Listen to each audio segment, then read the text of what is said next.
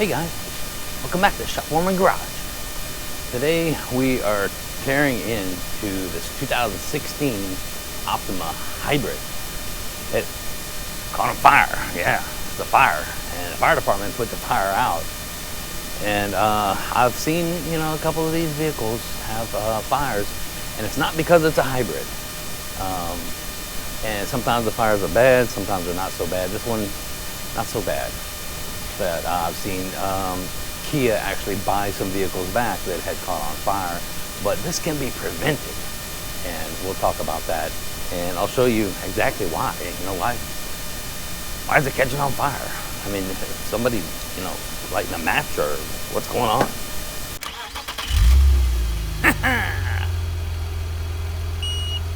Oh no.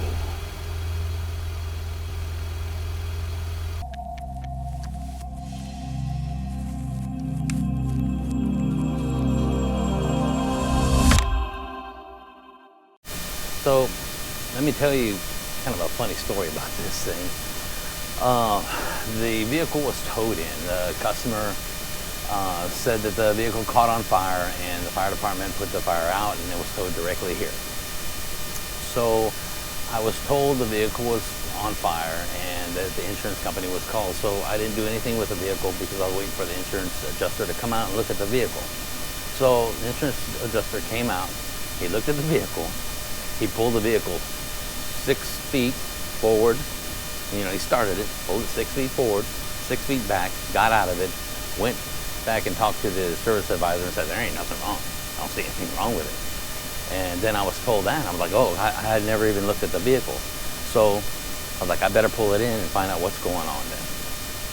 I get in the vehicle, I pull it forward, and I start to drive it in towards the shop. It's a hybrid, right? So it's in hybrid mode, and all of a sudden the engine tried to start, and the engine didn't start, and it started smoking, and I popped the hood, and it was on fire, and I had to run to one of the other technicians' stalls and grab just a bottle of water and just pour water on it, put it out. And what was happening is the engine is locked up, and the starter generator, which runs a belt to start the engine, was trying to start the engine. The thing was just spinning, and the engine's locked up, and the belt is still on there, and the belt has oil all over it, and it just generated enough heat, and it started a small fire on the belt. That's the fire that I put out.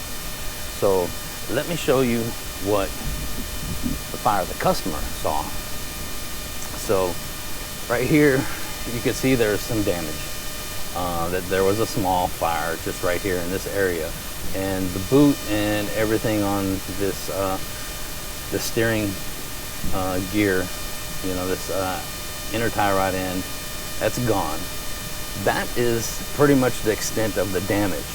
And why was there damage? Well, way up there, which you can't see, and I'll try and pull it up and show you, there's a hole in the block, and this thing threw a rod, and when it threw a rod, it pushed the oil out all over a hot engine, and the customer kept driving it, and it caused the thing to catch on fire.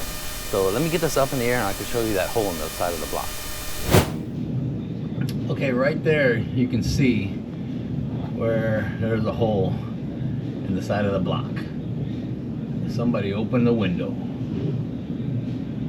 Why does this happen, and how can it be prevented? Well, you can't prevent some things, but some things you can. So you can prevent this fire from happening. I can pretty much guarantee it. So as you probably know, KIA has warranty extensions for engines due to rod bearings that are wearing out and causing knocking noises and stuff like that, and they're replacing engines like crazy. So whenever you drive a vehicle and the rod bearing starts to go out, it starts to create a knocking noise in the engine. That is a sign that you should probably pull over and have your vehicle towed in. But if you continue to drive it, that knocking noise is going to get worse and worse. Eventually that rod is going to collapse onto that crankshaft, and then that rod can't go anywhere, so it ends up breaking apart on it, and then the crankshaft comes around and it hits the rod and it knocks it, you know, it busts it and it goes right through the block. And then at that point, you know, you got oil coming all over a hot engine, and then you can start a fire. I guarantee you it's making a lot of noise at that point. You should have pulled over. It should have already been towed in. It shouldn't have gotten this far. So that's how you can prevent it. If you start hearing a knocking noise, pull over, have your car towed. Don't continue to drive it, because it's just going to get worse. And it's going to escalate to something like this where it actually started a fire. This one wasn't too bad. So we're going to be replacing the engine under the warranty extension. And I've replaced engines before.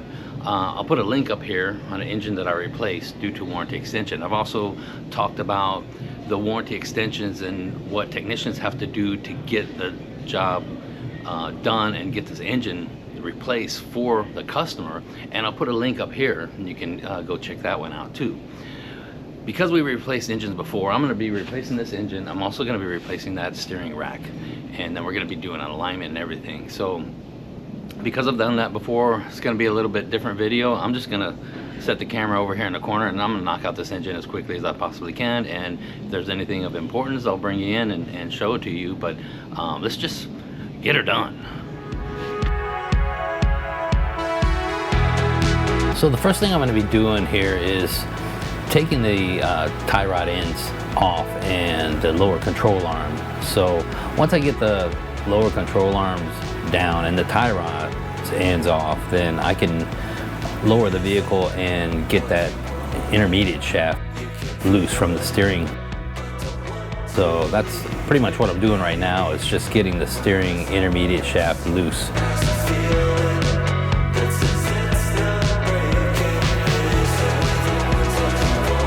And we're going to drop the subframe onto this subframe jack.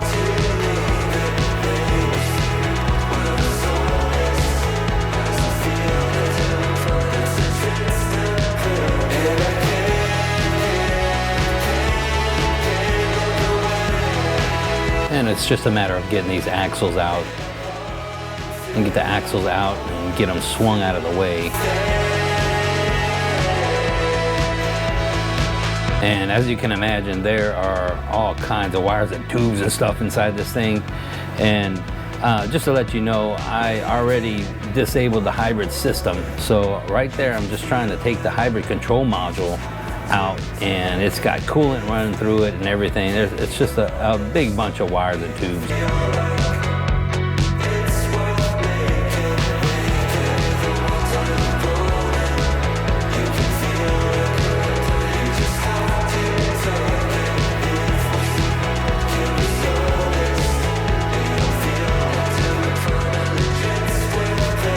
And it's just a matter of going around this thing and just disconnect everything that I can possibly get a hold of and get loose. And like I said, there is a lot of wiring. This wiring harness, there's just a lot to it. You see those orange cables, those are the high voltage cables.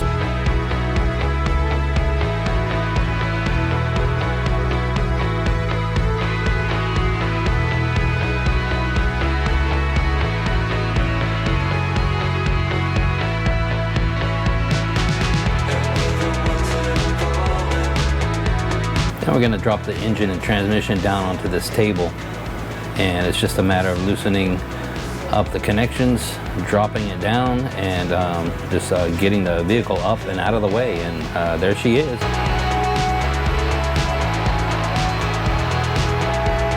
I'm going to start by taking the exhaust manifold off.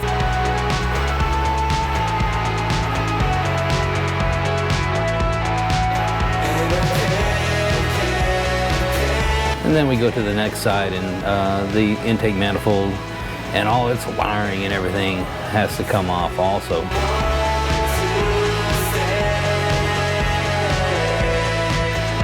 I'm going to pull the whole wiring harness off of the engine and just kind of lay it over on top of the transmission.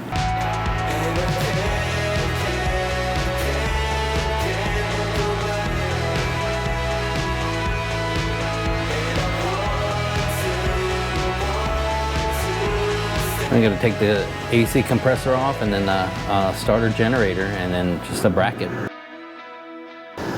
All right, let me show you what I found. You see this hole in the block right here? This was underneath that bracket. Thing's cracked right there, and there's a hole there. And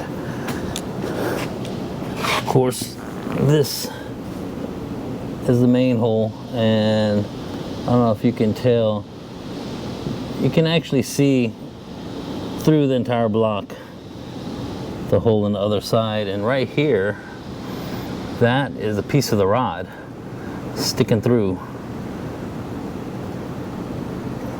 Yeah, so yeah, there's a rod sticking through right there, and that hole, there's a big hole there where it can see all the way through to the other side, all the way through the other side. So yeah, that's cylinder number one. Cylinder number one is gone. One of the good things about this is, because this is a hybrid, this is the hybrid motor right on the front of this transmission. And you see this big orange connector going through. And by the way, just to let you know, I disabled the hybrid system on this vehicle before I even started shooting this video. So everything was safe. Just in case you were wondering. So because of this hybrid motor on the front of this, we don't have to worry about a torque converter bolts, anything like that. We just need to get these bell housing bolts out and get this engine off. And the way that it comes is it's almost complete. Well, not almost. Look at that. Was ripped off there, I think. Oh my God, let me see. So this is the new engine. Yeah, there's the harness right there. So I don't have to worry about that getting accidentally ripped off. I don't know who would have ripped that off. I mean, I don't know. Anyway, so it's got pretty much everything we need. The sensors, it's got the OCV oil control valves, it's got the cam position sensors, it has the knock sensor right here, that is the oil pressure sending unit. The dipstick, I believe we're going to get a new dipstick. Yeah, the thing even has an oil filter on it. So let me get it out of this box. But first, I'm going to flip this thing around. I'm going to turn it around and get the chain on here and get those bell housing bolts off. I already got the ones on the bottom underneath. I got those off before I dropped the engine out. And I'll get the rest of the bell housing bolts out, and we'll get this engine off. And probably I need to take this bracket off. I think this bracket needs to be moved over. This is a compressor bracket. I see I got all my parts lined out in a row here in the order that I took them off, and then I just go in reverse. And this is not very many parts, you know, considering, you know, some engines, you know. Whenever I lay these things out like that, I call that my graveyard, you know, so I can just yell at people, hey, get out of my graveyard, you know, so people are trying to walk through there. Because if I lay them out in a row, I lay them out in a row like this, and I'll look at the next parts in another row even, and it just makes it a lot easier just to know what you're putting in next. Because sometimes you put a part on, you have to take that part back off to put something else on before you can put that one on. So it just makes it easier like this. And this intake manifold, we're going to be replacing. So Kia says that anytime a engine has a catastrophic event, and what they're considering catastrophic is engine's seized, locked up, or has thrown a rod. In this case, it's seized and has thrown a rod. Then you need to replace the intake manifold, because some parts from the thing being seized, probably it's going to have pieces coming off just like this one did. And those pieces, if the customer keeps driving it, you know, those pieces can get stuck, can fly up and go into the intake manifold. You put that intake manifold onto a brand new engine, those pieces can get sucked into the brand new engine, and then you're just starting all over again, you know, with a brand new engine that's messed up because because you didn't put a new intake manifold on it. So they would rather us put a new intake manifold than to try and clean that one out, and that's fine with me. So we got a new intake manifold we're going to put on it. So yeah, let me get this thing spun around, and we'll start pulling this engine off of this transmission, and we'll just swap them out.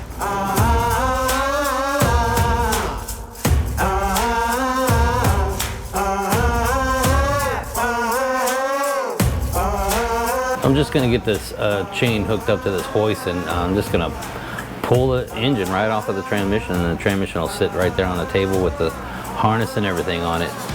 And then in comes the new engine, and we'll just bolt that thing right up.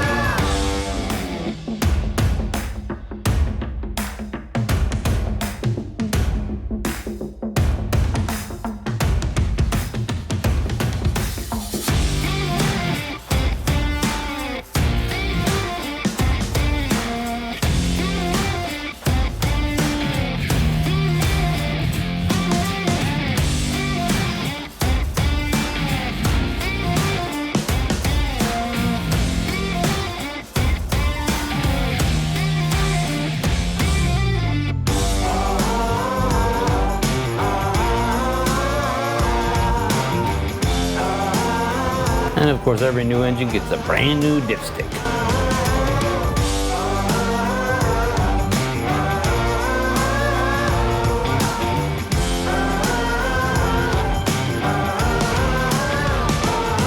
Now this is a tool for putting a stretchy belt on, and I've done a lot of stretchy belts without this tool, but this one, it stretches it pretty far, and you kind of really need the tool. And it's pretty easy. You just stick that on there, and it just stretches the belt right over it as you turn it. You just need to make sure that the other side stays onto the water pump as you're spinning it, and it goes right into place.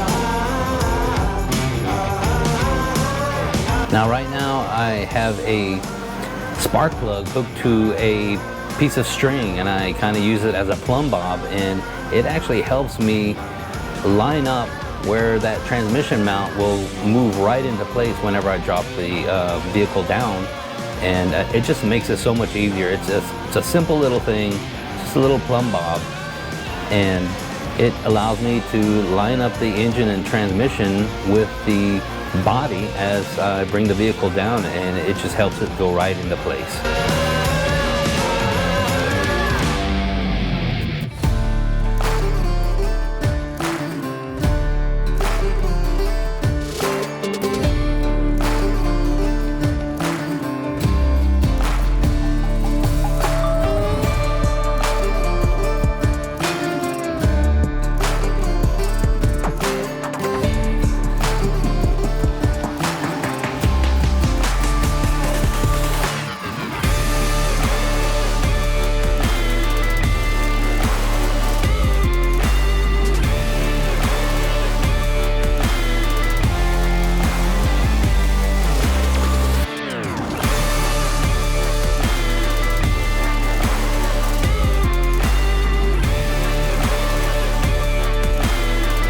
Like I said before, there are plenty of wires and tubes and stuff in this thing, and it's just a matter of getting everything put right back into place where it belongs. You're gonna have to get the bracket for the hybrid system. We're sticking that bracket in right there, and we got the hybrid control module going right on top of that.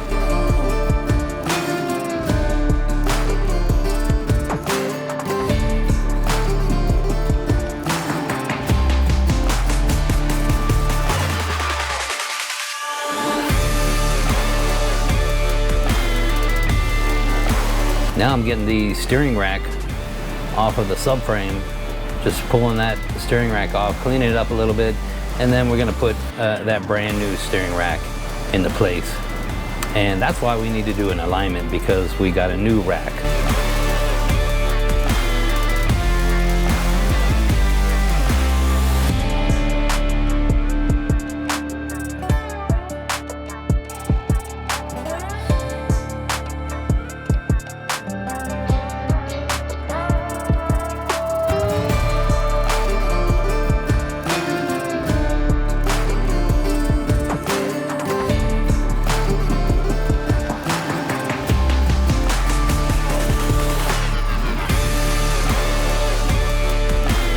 Now I'm hooking up the intermediate shaft to the steering column and get that all hooked up. And it's a matter of just putting the outer tie rod ends back onto the steering system and just getting everything put back into place.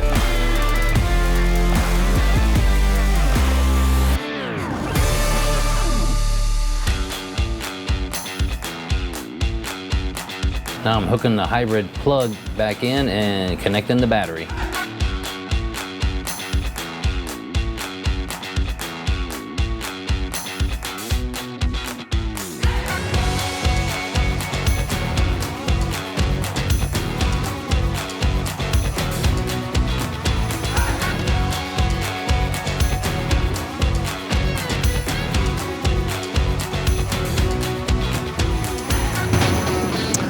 All right, we are about to start this thing. I got this thing bled pretty much. Still got a couple air bubbles.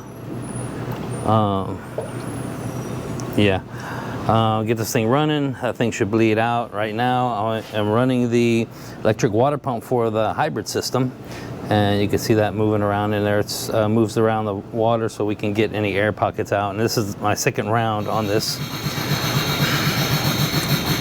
So we're about ready to start this thing. It's about 5:40 right now, and I started around 10 o'clock. I took lunch, so not too bad. We're gonna, of course, have to do an alignment, and I need to make sure that I clear all the codes and reset the adaptive values and all this stuff before I start it up. But let's get into that. Let's start it up and see what the first start looks like. All right, I cannot forget to put oil in this thing. That would not be good. Starting it without oil.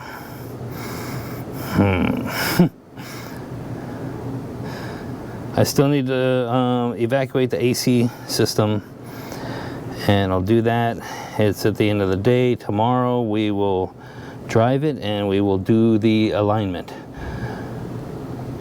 I know that the steering wheel is going to be off a little just by the way the mark was on the new rack compared to my mark that I put on the old rack whenever I took the steering intermediate shaft off.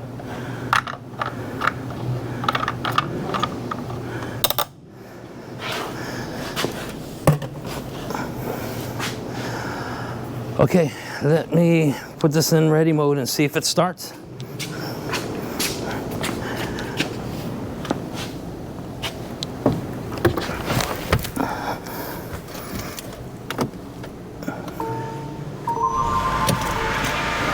There it goes.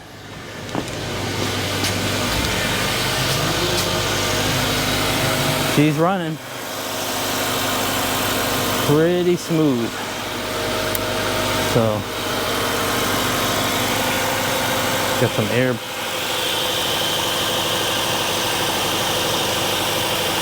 This has some steam coming off of the exhaust because I had my hands and everything on it.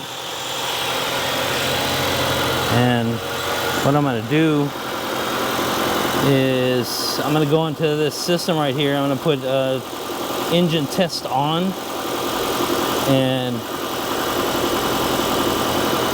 what that'll do is that'll keep the engine running. So right now it came on because it needs to charge a hybrid battery, because the hybrid battery was low. Because I actually drove it, you know, in and out of the shop a couple times just on the hybrid battery. When that belt caught on fire, I of course, you know, cut that belt off, so it wouldn't try and do that anymore. Yeah, I barely got the thing in the shop. It didn't even want to move because the hybrid battery was so low, but I was able to get it in. So now it's just running because it needs to charge the battery. I'm gonna put this thing into it'll start the engine to charge the hybrid battery, and it says make sure it's ready on. Well, it's running already, so I will just keep it on. Okay, its function has been enabled, so it'll just keep running until I turn the key off. And so that's what I'm gonna do, let it warm up, let it burp out any air bubbles in here, and make sure everything's good. I'll get the engine undercover back on and the tires and everything, and tomorrow we will drive it and we will do the alignment. So I'll see you tomorrow.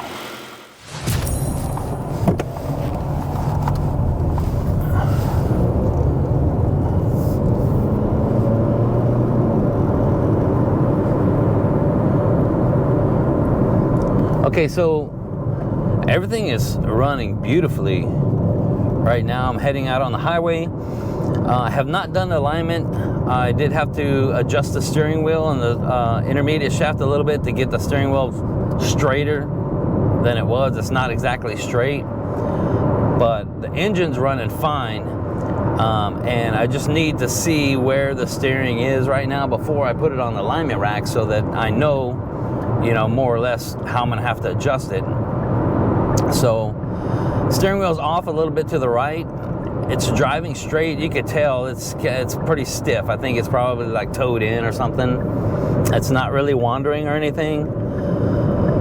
But let's get it back to the shop. Just get it on the alignment rack and get it adjusted. Okay, I got the vehicle here on the alignment rack, and we're gonna go ahead and put the information in to start this alignment. I need to begin alignment, and I'm gonna start by putting the VIN in.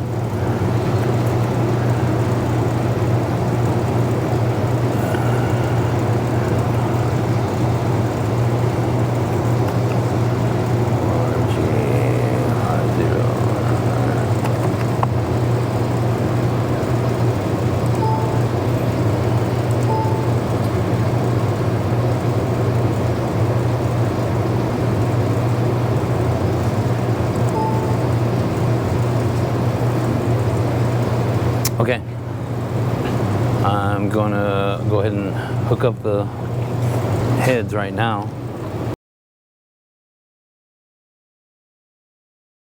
I'm gonna get these reflectors put on.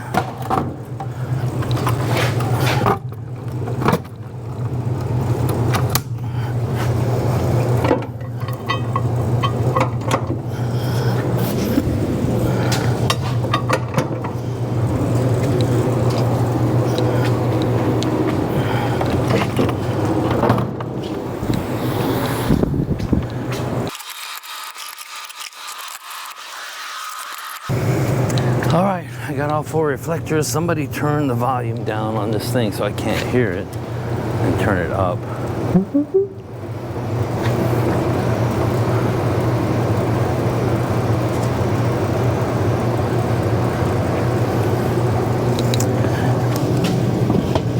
And I need a step stool so I can get up in here.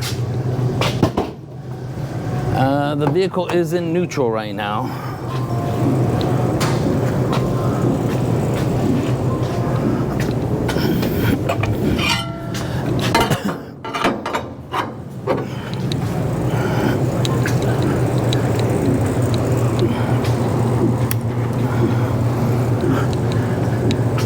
Okay, so I know you can't really see this too much. I have these these chocks on the tires right here, and I need to do what is called a rolling compensation. So I'm going to roll the vehicle up into these turning plates right here, and it is going to it's going to know, you know, where the front end is until we do our caster sweep. Now, there's only one adjustment we can do on the front of this vehicle, and that is toe in. We don't have any kind of adjustments for caster or camber. So right now the vehicle is in neutral, and I'm going to take the emergency brake off, and hopefully it doesn't start rolling backwards on me.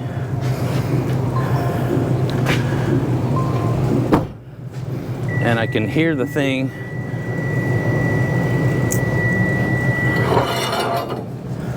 So what I'm going to do is I'm going to push the vehicle forward. And I didn't hear it. So let's see what happened. Nothing.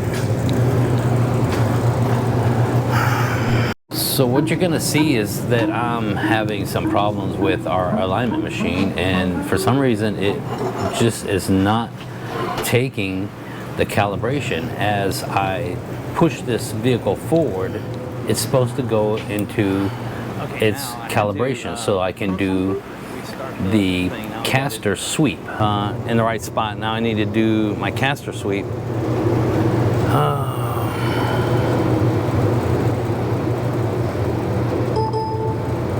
What is going on with this?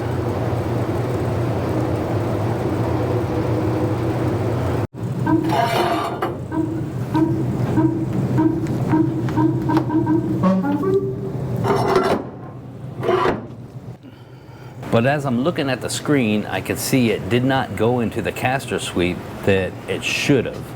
And then all of a sudden the reflector head started going down on me, and I could not figure out why.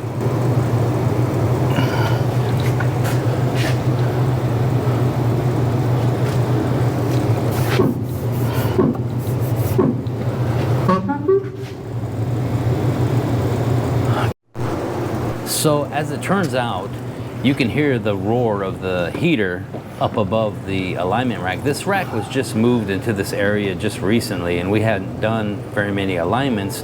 And since it's in the 30s outside, that heater is going crazy.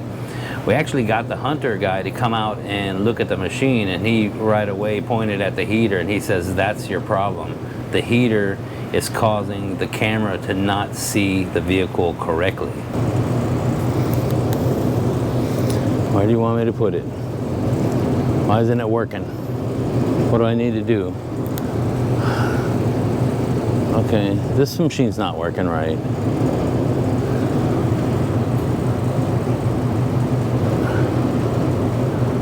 We're just gonna have to live with it. Okay.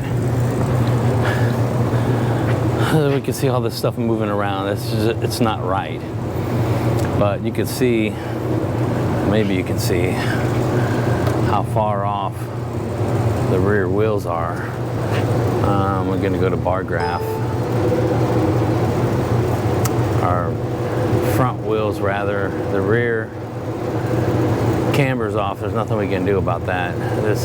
All this stuff moving around like this, that's not supposed to be doing that. This machine needs to be calibrated. The best thing I can do is try and do this toe adjustment. It looks like we're towed out. So I am gonna adjust the toe with wind toe and level the steering wheel.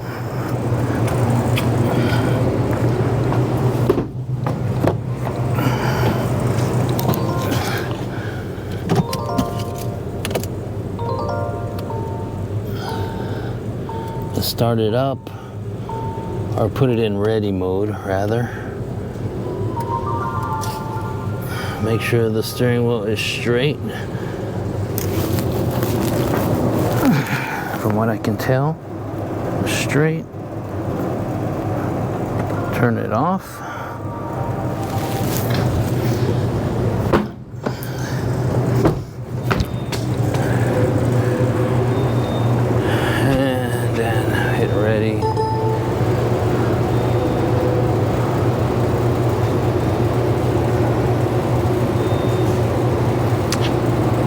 So this is almost perfect. We're gonna try and get this at 0.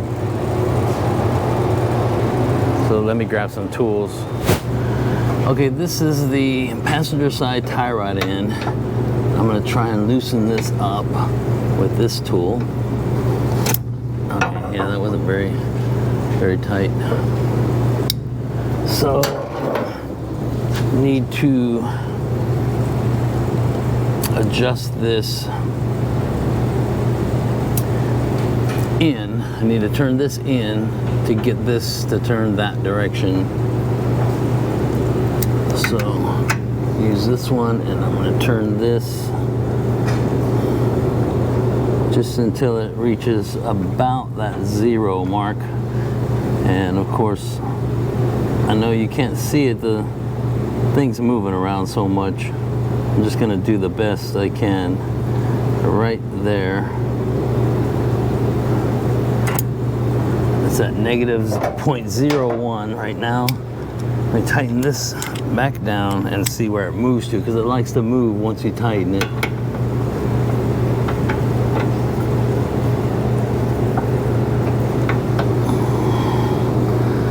And that moved to 0. Let's see if I can get it tighter, see how much more it's going to move. If I can tighten it with this tool. Okay, it's in about 0 right now. So I'll show that to you.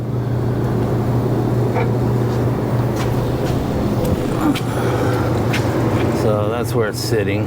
There's a glare from the light. So now we're gonna hit ready. And this is going to the other side. So let's go to the other side and do that. Okay, this one is way out. So I need to loosen this. Which these were not that tight. Of course, the thing's brand new.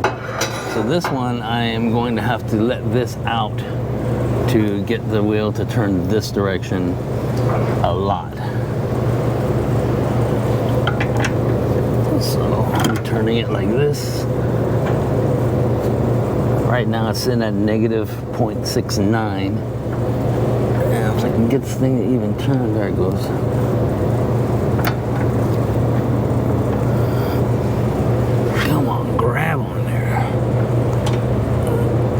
Not grabbing.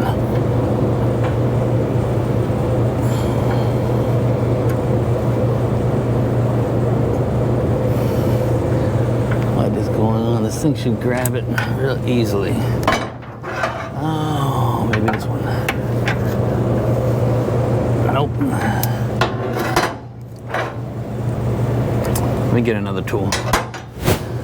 Okay, this should work.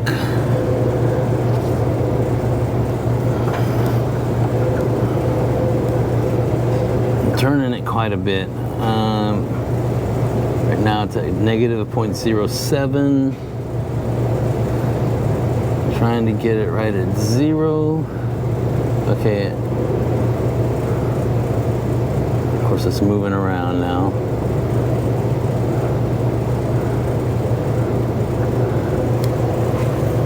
Okay, tighten this down. This is gonna turn that. I'm gonna have to bring it back.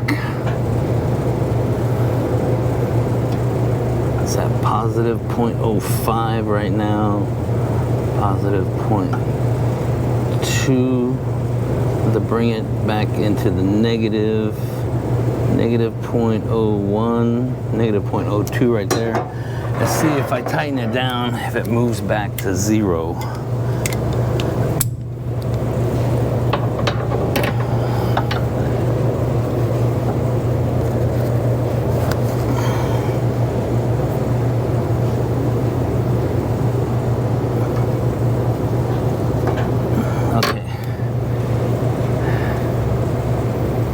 Sitting at negative 0.01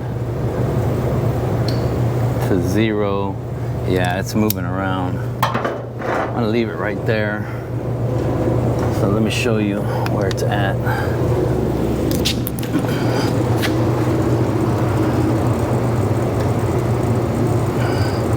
So you see it moving.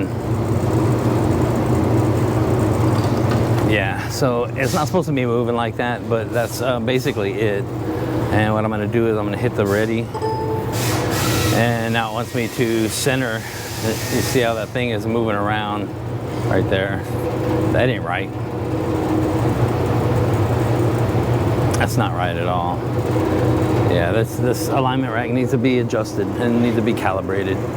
Something's wrong with it, so we need to get the hunter guy out here to check it out. But basically at this point what I'm going to do is I would turn the wheels so that this thing would be sitting right here on the center, and then I would look at the steering wheel and see if the steering wheel is straight, or straighten the steering wheel and see if that thing right there is on center. But we ain't going to be able to tell by the way things moving around, so just get the thing down and go and drive it, see if the steering wheel's straight and see if it feels straight. So we'll just do that. We'll just have to live with it, you know, and make sure, as long as it's straight enough that it looks good and drives good and everything. That's all that matters at this point, because I can't do anything with the alignment rack not working right. So let me get this thing down and we'll go drive it again. Okay guys, that's pretty much it. I went ahead and I took it out on the road. I just spared y'all the, you know, take her out on the road and see how she performs part of it. It's driving straight. It's driving perfect. I mean, perfect. It's perfectly straight. The engine's running great. Nice and smooth. The hybrid system's operating properly. I got no lights. I got nothing. Everything is perfect on it. So it sucks that our machine, alignment machine, was messed up. I really wanted to show you how we do alignments. The machine is actually a really nice machine. The alignment rack is a piece of junk, but obviously we need to get the hunter guy to come out and do a calibration on our machine, because it's just, something's just not right with it. But not too bad, you know. Car caught on fire and now it's back out on the road. So that's good. If you guys are still here, thanks for sticking around. I appreciate the heck out of each and every one of you. We'll see. I don't know how long this video is. We'll see, you know, when I get into editing, what it's going to be like, because I've never done a video like this. But I would love if you would subscribe if you haven't done that. Give me a thumbs up, and I will see you in the next one.